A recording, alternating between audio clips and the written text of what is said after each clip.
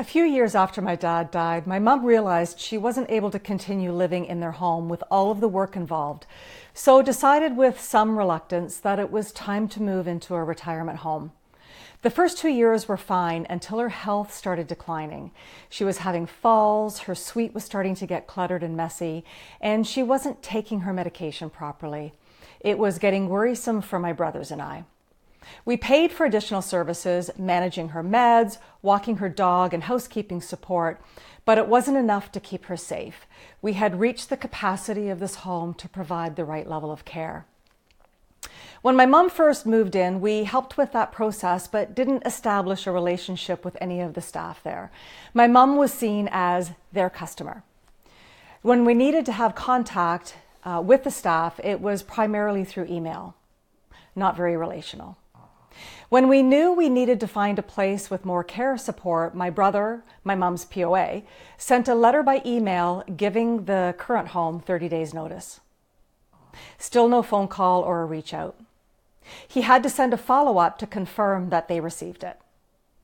And they confirmed. After we moved my mom out, I received an email asking for $3,500 to replace the damaged carpet. Not a phone call or a request for a meeting. An email. So guess what happened then?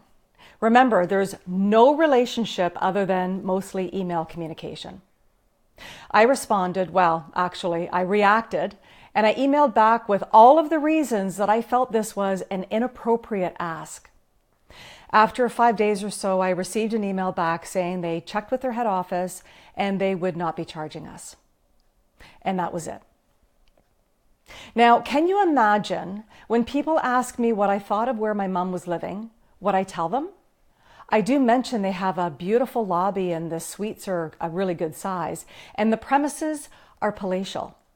But once health issues start to happen, which is likely, you're going to have to relocate your parent because I'm assuming this home's market is independent and healthy seniors. But here's the thing.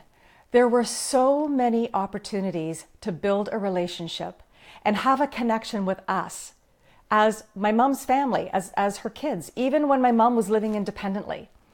What happens when the time comes that the family needs to get more involved? I believe with retirement living, it's worth the time investment to connect with families and establish a relationship. When the time comes that the family needs to make decisions, you'll want to be positioned right by their side as the trusted partner in that process.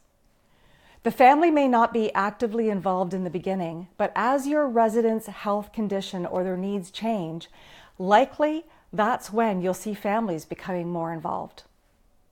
I'd love to hear your thoughts in the comments below.